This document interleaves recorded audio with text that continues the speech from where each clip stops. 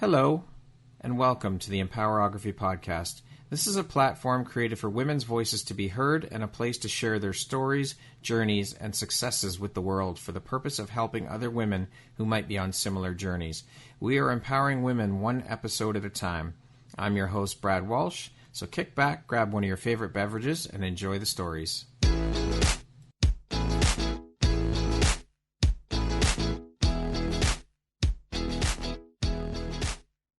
Hello there, Brad Walsh here, your host of the Empowerography Podcast. Today, my guest is Antonietta Robino. She is a coach and creative entrepreneur based right here in Toronto. How are you doing today, Antonietta? I'm doing great. Fantastic. Thanks, Brad, for having me on here. It's a pleasure to have you. Thank you very much for agreeing to be part of the podcast. I know we've been working on getting you on the show for quite some time, so it's nice to finally have you here and spend the time with you and chat and have you share your story. How's your day going so far? Good. It's been great. Great sunny day here in Toronto, which is nice. And it's been a productive morning already, just quite a few phone calls, connecting and sharing in the space of community now with you. So it's excellent. All right. Well, let's jump in. So as I mentioned, you're a coach and a creative entrepreneur who not only runs one business, but two businesses. Can you tell us a bit about your coaching business? Yeah, so my coaching business is servicing those who are stuck and unfulfilled in their life by, creating and designing a life blueprint to a way of being for a whole life balance. Okay. Now, what's the name of your business, your coaching business? Yeah, so it's called Beautiful Living with Antonietta Robino, and you can find on my platforms that it's under my full name, Antonietta Robino. Beautiful. And how long have you been a coach for? So I've been coaching with people for 2 years. I've been in this space for 3 years. So the previous year was learning and training a lot and training and coaching, but one-on-one with clients for the last 2 years. Okay. Now, do you work specifically with women or do you work with women and men? I specifically more so work with women. Okay. However, I'm not opposed to working with men. I do get a lot of men who come to me to have conversations in regards to what they're dealing with or perspectives that I share out in the world in regards to women. So they find that they also connect with that. So they want to understand and learn that. So I don't ever, shun away a male to work with. Right. Well. But typically women just gravitate to you more than men typically do. Yes, correct. What would you say is the most exciting or inspiring part for you of your coaching business? Right. So many things happen, but I'd say the most inspiring part of my coaching business is when clients make the shift from who they've been being to that realization of what they truly want for themselves. And it comes in a very distinctive communication and behavior. So there's a recognition and there's a shift that it's like, oh, like I've been like that my whole life. Or, I did not see myself in that scenario. And so their behavior, and there's a definite shift in their perspective of how they newly want to take themselves on and how they newly want to continue going forward in their life. And it's a beautiful, inspiring thing for me because then they start to stand up and be leaders in their life. Mm-hmm. And you can look at that and say, I was part of that. We worked together to create, and it's an incredible feeling to see the impact you have on people with your business and what you're doing to help them. It's the most incredible feeling in the world, I think. You're right. Absolutely. It's, it is a reason, it is the purpose that I am in this, industry of coaching, is to service others in that shift, in that co-creation of, a new layer to ourselves in this life. So it's so beautiful. Can you walk us through a bit of your process from when a client initially reaches out to hire you for your services to you onboarding them, bringing them on to work with you? Yeah, sure. It at the time of initial interest or of a connection, I discover what they're looking to accomplish for themselves. Mm-hmm. This may happen in an impromptu conversation, or usually it does happen with a set time over a phone call. Okay. And in that discovery, conversation, I really listen to where they're at, and I really listen to how I can help and provide for where they're looking to go, or, the journey that could help provide them to take them there. So once I distinguish there's that alignment, then I run through my program and what it could offer them.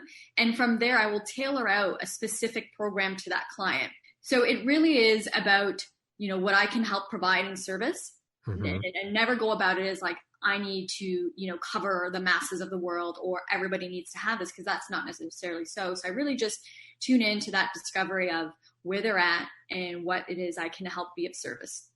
Now, have you ever gone through that process where you've had the discovery conversation and you just didn't vibe with that person or connect with them, and just you had to tell them that, I'm sorry, but we're not a good fit for each other? Right. Yes. There has been a couple of conversations where the intention for that person I could hear and also just feel that energy was for an ulterior motive. Okay. So that was in one example. And the intention was not necessarily that they were looking for growth or to accomplish any specific goals, but they had some ulterior motives, and I had to decline that I would continue working with them or even begin to work with them. I should say. And in another scenario, for sure, there was an example, a case where they were just looking for something else that I wasn't, explaining or, sharing with them that I could service. So I had to be honest, and integrity is a big part of my life. So integrity for me to be in service to somebody is to provide exactly what I know and what I can do. Yeah. And I don't want to take anybody on that I cannot be of help, that doesn't do any service to them or myself. Now, I know you're big on empowerment and enlightening women. Why are these causes so important to you personally? And can you tell us a bit about your own personal journey and story? Okay. The journey has definitely been a long timeline, but I'll give a bit of the summary for sure. So empowering women is important to me because for the majority of my life, I've witnessed very close, dear women in my life around me and have lived through a story of my own where our role was dismissed or taken for granted, and just, we were taken advantage of. We went on being unacknowledged as females and what our gifts were, and more so we were shunned out, to even, verbal and physical abuse that caused great damage to our fulfillment of life. And so now I want to make it clear that this isn't a plot against men, because yes, men were half of the responsibility in those scenarios of women's identity being diminished. And it's half the responsibility of women involved who have received the disempowering experience. Right. So what I find with many women, and mostly so far my experience, it's a lot of generational women, and not all, but I'll say most of the women in my experience that have been generational, that they lack the awareness of who they were being in those events for the unfortunate experience to arise. So it takes something to admitting and recognizing yourself in your life story to make a change for that more fulfilling life or that more positive, favorable experience that you want to happen. So this is where it's like, it is dear to my heart to educate and empower women on their own responsibility to creating their life experiences and, ultimately creating the life that they deserve. Right. Now, I hear people say, empowerment's a big word. It's a popular word right now, but I hear people say that it is not possible for one person to empower another physically, like empower them, but you can help someone feel empowered. What are your thoughts around that? Would you agree with that? You can help. I agree with it. You could be a contribution to that empowerment, but more so the empowerment is going to come from a journey of their choice to recognize the change that they want for themselves in their life. And once they, take that choice and that decision that I want to have change in my life, then the empowerment comes from multiple contributions. So, and it depending on, like that topic or that journey and where they're at in their life, then there could be many mirrors that show up for them. That is the empowerment for them. Right. But we cannot physically empower somebody. They have to do that. We can help them, though. We can give them tools to help them empower themselves, but we cannot physically empower another person. Physically? Well, no, sorry, not physically. We cannot empower a person. They have to do that work themselves, but we can give them the tools to empower themselves. Correct. Yeah. Right. Okay. Yeah. Yeah.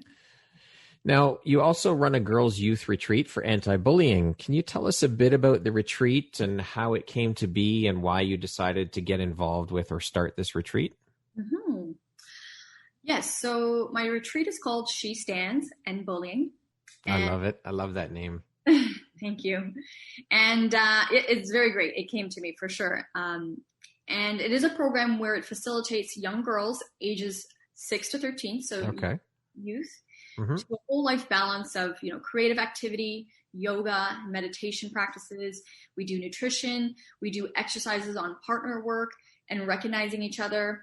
Acceptance is, one of the distinguishing negative experiences to break them down. Mm-hmm. So She Stands as a platform where we empower our next generation of young girls to stand tall against acts of abuse and bullying through educational techniques and loving practices towards their peers and for themselves.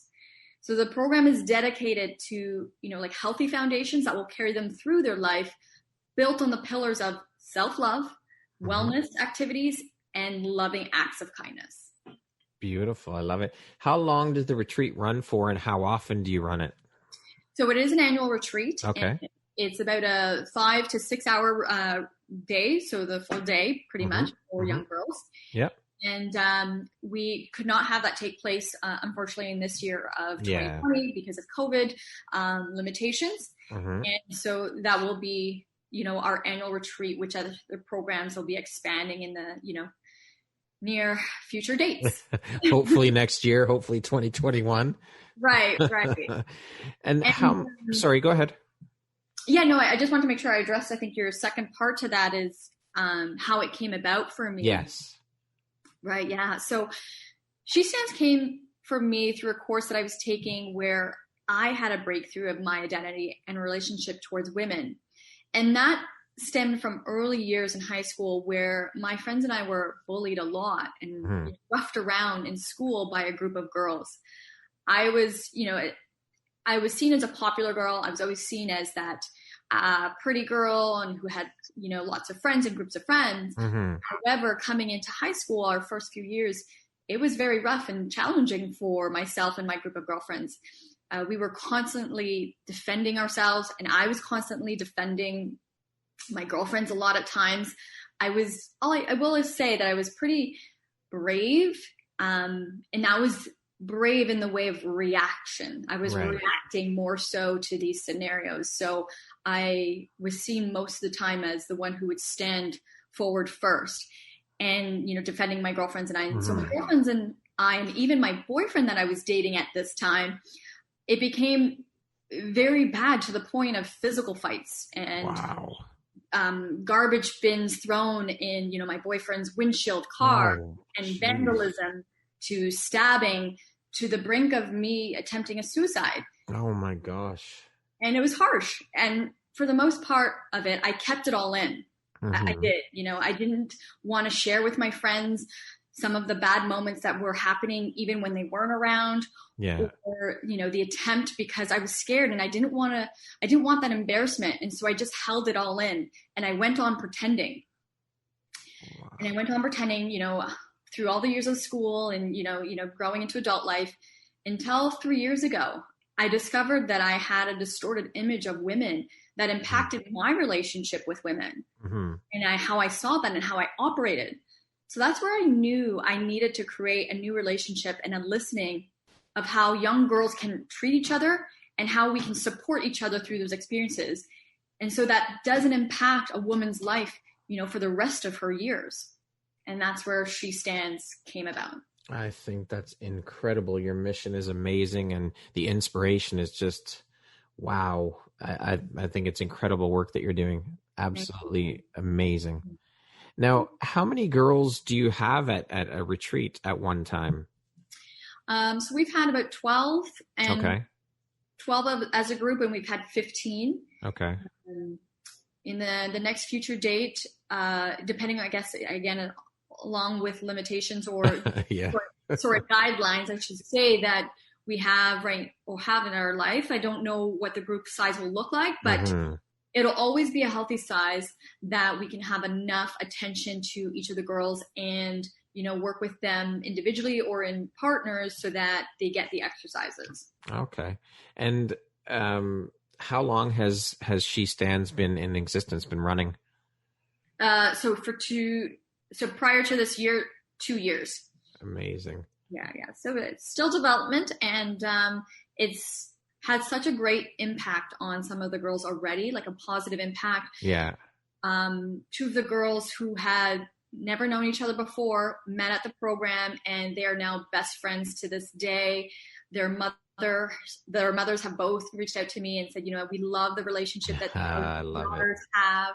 And, one girl and her mother were new to the country. So we were just so happy to have found and met this program and meet each other and create a relationship for their daughter that was healthy for them. Amazing. I love it.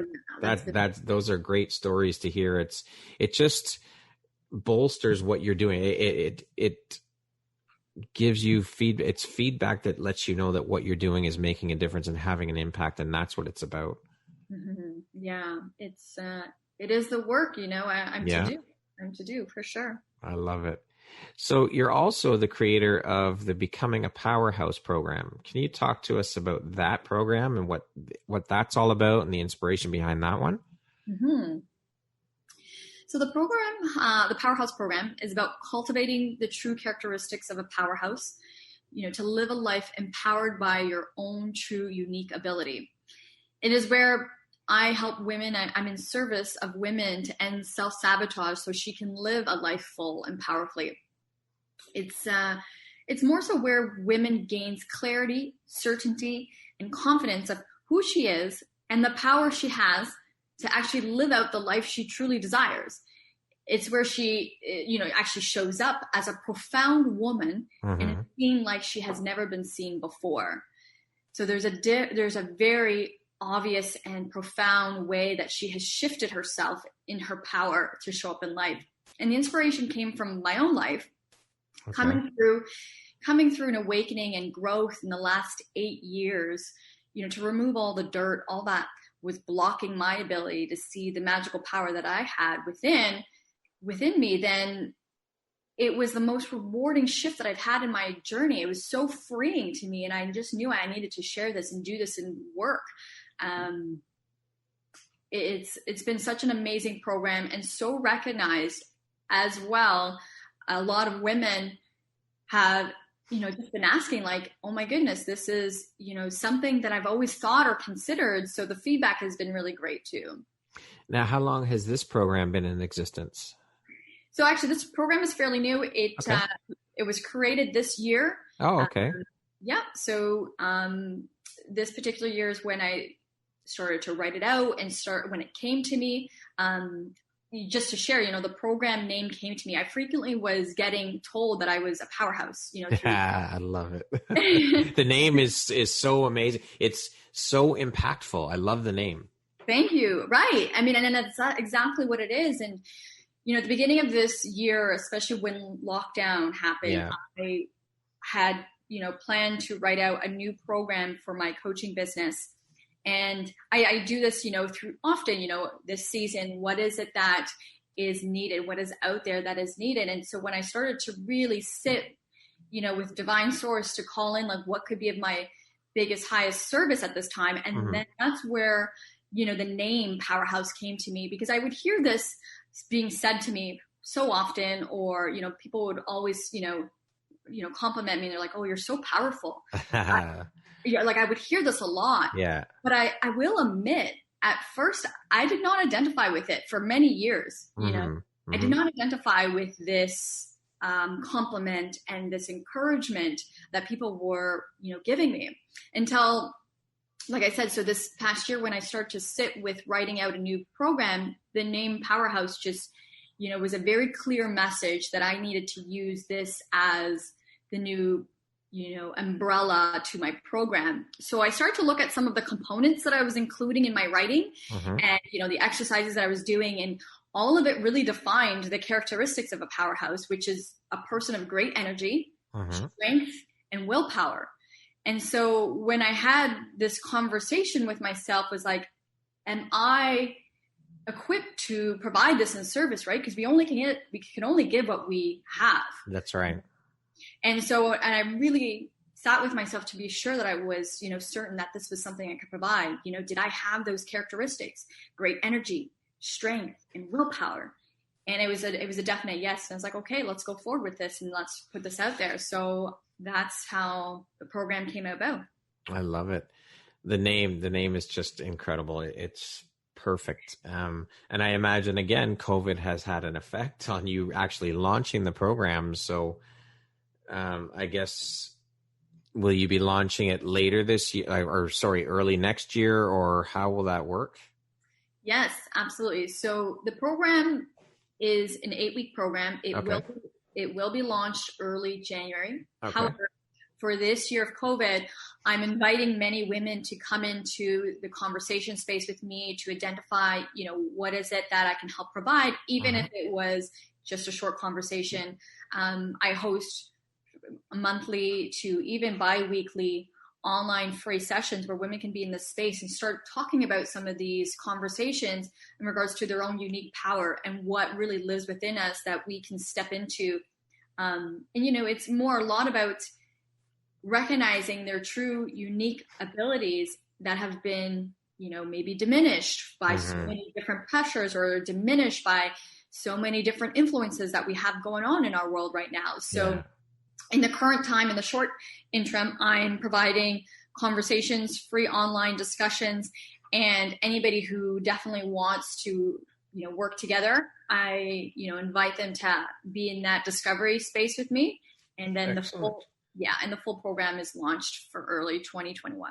So where can women learn more about the program and talk with you about it and possibly sign up? Can you tell us where they can find you? And absolutely. So they can find me on any of the social media handles. So Instagram or Facebook, which is my full name. So Antonietta Robino. And my website is also there. You can also, Google up my website, AntoniettaRobino.com. And there's, a link, or, you can drop an email and I'll reach out to you and, just start to look at the time and space that works for us to connect. Amazing. So with you being such a big advocate for empowerment, enlightenment of women, seemingly in the media, self-love, women's empowerment, body positivity, it's like the in thing. They're very, very popular terms to be using and to be speaking. Do you think that the media has had a hand in creating this narrative? Like it's just a cool thing or the in thing to use these terms? Yes. And what are your thoughts on the whole movement? Yeah, so some different questions there. Firstly, I'll address, I don't think the media started the movement, right? The empowerment of women rising are the initiatives and leadership of those in our history. Women have been standing up for some time, and just now it's because of our tools and our medium, of mass media that we're able to recognize it a bit more. So what I believe is that there have been women in leadership who have started this movement of empowering women, and the media just plays off on that movement itself by witnessing the attention and the focus to it, and then they create the buzzwords, and then they create the jumping on the bandwagon trend. Right. So do you think that the media jumping on that trend kind of takes away from the authenticity of it because of maybe the motive behind it for the media as opposed to what it's truly about? I think the obvious answer for any of us is yes, right? Especially through this year, it's unfortunate that we are to learn, unfortunate for the media, but fortunate for us that we are learning how much the media plays and dictates very false realities, very false, intentions to movements such as, the empowerment of women rising. So, I think it's an obvious answer for anybody. Yeah. Now, so what are your thoughts on the whole movement, though? What do you think of it? Oh, so what does that mean exactly? So empowerment means to me is to be free and have choice.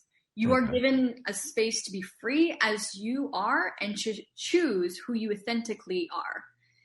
That's empowerment. And it's not about, there has to be a battle of, one higher than the other. It's not a battle about genders or anything like that. Right. It's about, this freedom and choice, and you are given space to be free as you authentically are. Beautiful. To date, what would you say is your biggest high or your greatest win personally? Great. My biggest win, authentically, I will say, has been realigning with my faith. God has given us a path to know our divine higher source. And if we choose to see that, then it's a beautiful journey to an awakening. And I've been given that. I've been given that path, to recognize that. And I chose to, step into it, to learn it, to understand it, and to recognize it. And since that point, it has been such a freeing journey for me. Beautiful. What would you say makes you feel inspired or like your best self? What makes me feel inspired is creative connection, for sure. At the core of who I am is creativity as a creator. And best self is when I'm in service to someone else, by creating that positive impact. Love it. What would you say is one of the best pieces of advice you've ever received? Respond, don't react, and trust. I like that. What do you think your unique skill set or superpower is that's helped you become so successful? My superpower is presence and intuition. I'm really able to be present to people and foresee people's energies. A lot of people will define that as empaths, but I really see people's energies, and I'm able to distinguish what is needed to be provided in the space as opposed to taking it on in full embodiment of myself. So a lot of times empaths tend to embody that in their energy, but more so I'm able to distinguish it and provide what is needed in the space. Give them the tools. Speaking of success, how do you define success? What does that word mean to you? Success for me is achieving that to which you have defined you want to accomplish. I like that. That's good. Yeah. Very simple, Yeah, keep it simple. It is that to which you have put yourself up to, that to which you have defined you want to accomplish, and accomplishing it. Can you share a situation that's occurred in your life that you feel provides insight as to your character? Okay. Quite a few. But I think the overarching one is I went through a relationship that was very toxic and abusive. And it provided me with strength to stand up for my self-worth. And that was a gift. Realizing your self-worth, yeah. Yeah. What do you think the most common reason for people failing or giving up is? What do you personally think it is? Most common reason for people failing and giving up is self-sabotage. People repeat and put themselves in the scenarios to set themselves up to fail because of deep-rooted limiting beliefs. And yeah, go ahead. No, I was just going to say we have to, that's a huge problem. We have to learn to get out of our own way, get out of our own heads. Yeah. So that deep-rooted limiting belief, it comes from somewhere. And, it's the willingness to identify that, to look where that came from. And it needs to, be addressed. It needs to be looked at. It needs to be confronted in a healthy manner so that you can start to dismantle it. And the belief has to come to an awareness for it to be changed. So unless you are willing to look at it, you're going to continue self-sabotaging. And it's actually, this is a discussion that I'm hosting with a group of women on November 21st. So it's so exciting that I get to talk about it now because it's so relevant even in this time frame of 2020 that many that I'm finding in, conversations and that people are, reaching out to me are in this mode of self-sabotage. Yeah. And, they want to put blame to what's going on in the world. They want to put blame to, the environment. Well, let's look at where has this shown up for yourself before? Have you been in a similar scenario? Right now, you might be just claiming it towards media or claiming it towards anything else. But if you really take the looking and look at what your limiting belief is, this has shown up for you somewhere else multiple times. Right. So, yeah. What gives you the motivation to keep going? Good question. My family, the purpose to give back, and equality. There is so much equality that happens that it keeps repeating or regenerating itself from decade to decade, then it needs to be recognized and spoken about. What would you say is your personal motto? Come from love. Ah, that's beautiful. How would you like to be remembered? I would like to be remembered as a woman who stood for love at the core of our humanity. That's deep. I like it. If you were writing your autobiography, what would the title be? Making it beautiful. We must recognize that we all have our stories, right? Yes. And one of my quotes that I often, cite in some of my work is, we all have a story, so let's make it beautiful. Mm-hmm. Each of our stories is beautiful to the eye of the beholder. So make your story beautiful. Each of our stories is unique. Everybody has a story. Absolutely everybody. I hear people, like if I've reached out to women to talk about having them on the podcast, or I've heard responses like, well, I don't have a story to tell. Why would you want me on? Yes, you do have a story to tell. Of course you do. Everybody does. Yeah. Each of our stories is beautiful. Absolutely. I love that quote. All in the eye of the beholder. Yeah, for sure. What is the most recent investment you've made in yourself? Many. Let's hear them. What have you done? What have you done for yourself lately? Well, I'm always investing in myself. I will say about 8 years ago, when I started to embark on personal development, I saw the value. I recognized the transformation. I saw the value it had for my life. So I committed to always being up to a program or a coach or something that was going to further my growth.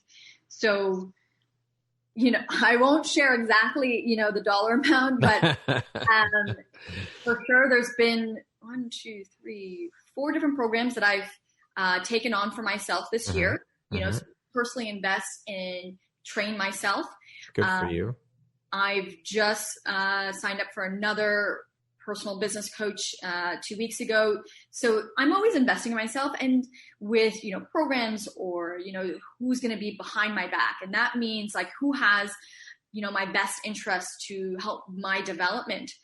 And that's, through coaching or programs that I participate in. And then I'm always, reading books, groups, or podcasts. So I'm always now looking to where else can I fuel myself up. And that's the investment that I commit myself into.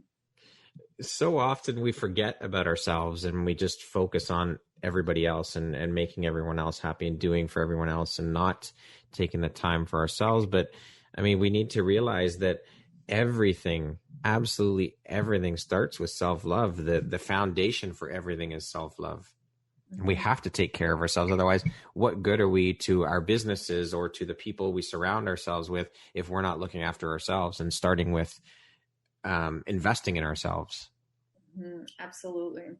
That's the, pivotal discovery that many of us need to recognize is your self-love shows the value that you can be of contribution in our world, be of contribution in our society and community. For sure. But people have so much trouble going inside and doing the work and putting themselves first.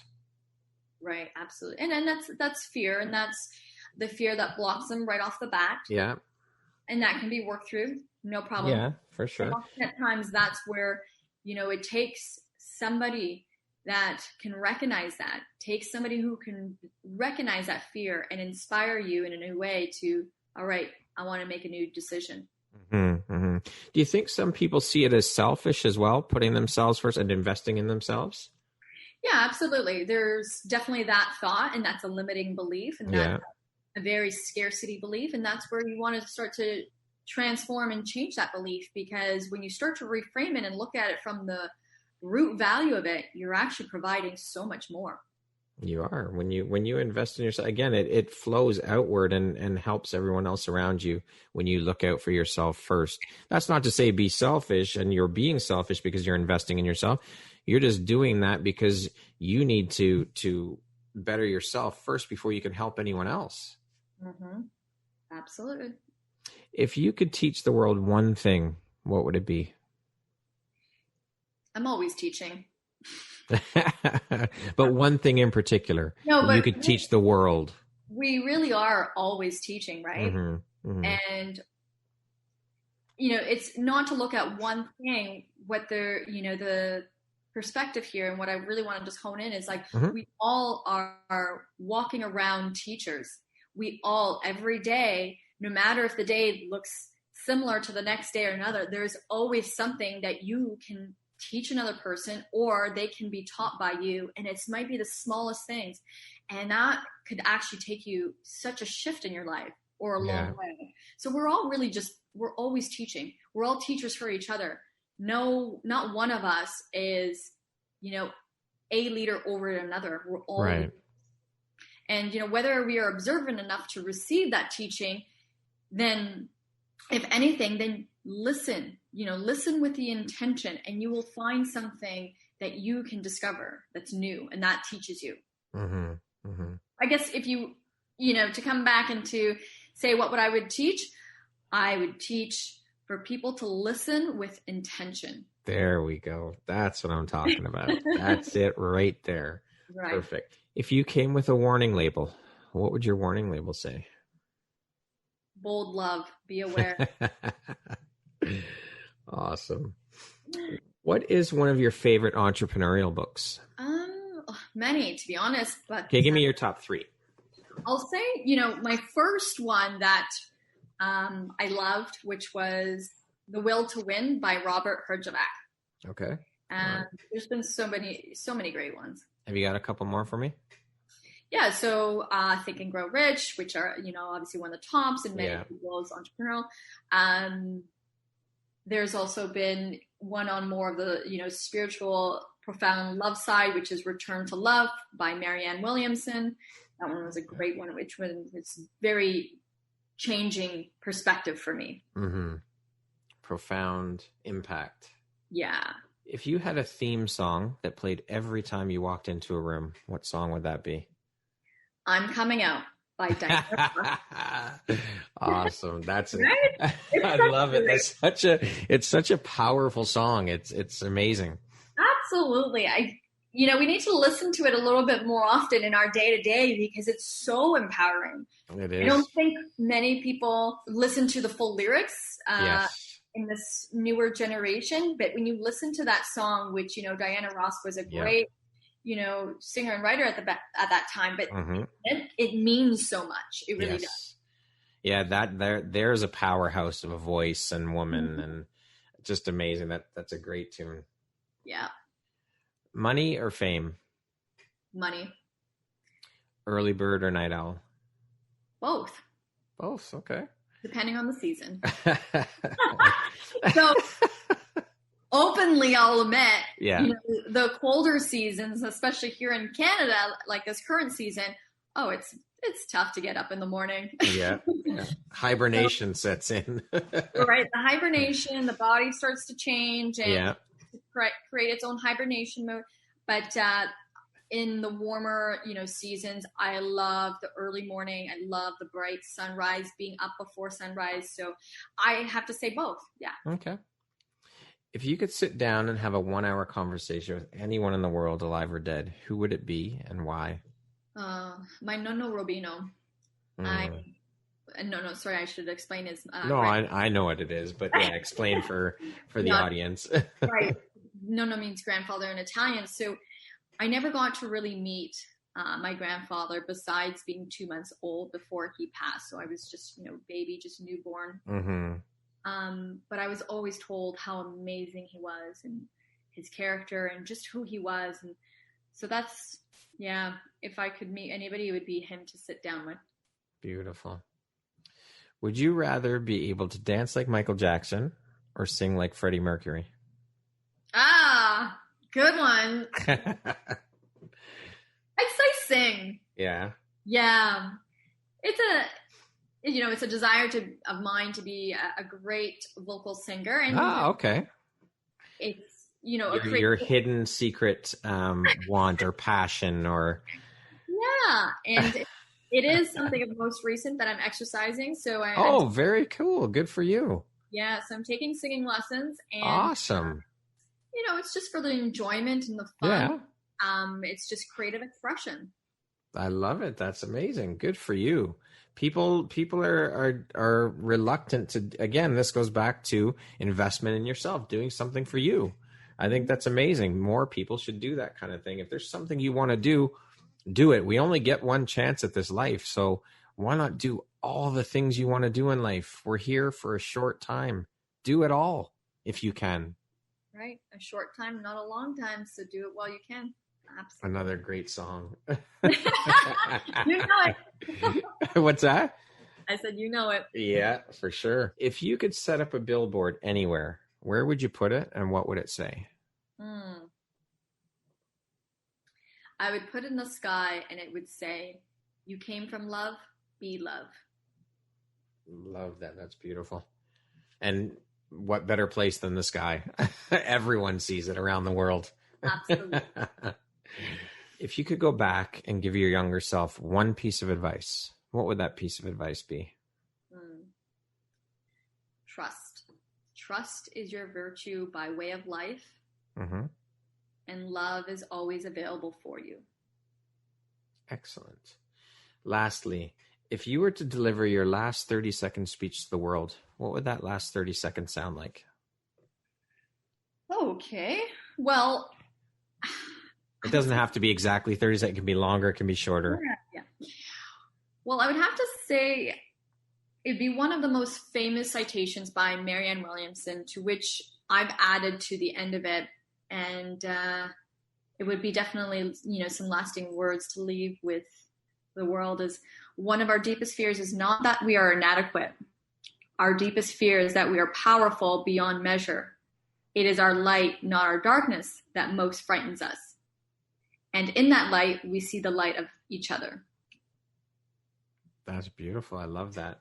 That's some pretty damn wise words to impart, or pretty damn wise wisdom to impart upon the world. I love it. That's great. Yeah. I had to add a little bit to it, but that's okay. Hey, put your spin on it. Why not? Right. Impart your own personal wisdom onto it. Add to it. It's always good. Yeah. And more so of, how I've come to understand it through my journey. And that's, the part I wanted to add into my impression of it too. Mm-hmm. Antonietta, thank you so much for being here today and sharing in your journey and the amazing things that you're doing. I think the work you're doing is absolutely incredible.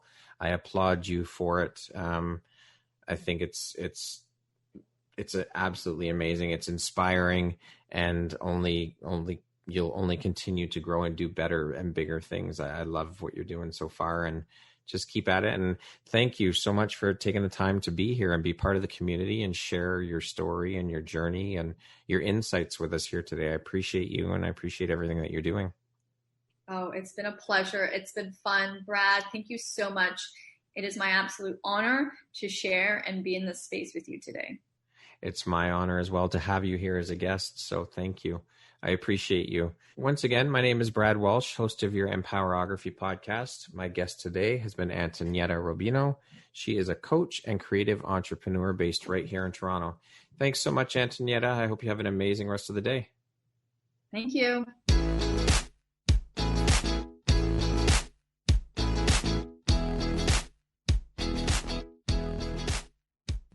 Thank you very much for listening to this podcast. If you haven't yet, please be sure to subscribe, rate, review, and share with all your friends. You can find me at visuphoria.ca and follow me on Instagram at Empowerography Podcast and on Facebook at Empowerography. Please join me next time for another inspirational story from yet another amazing woman.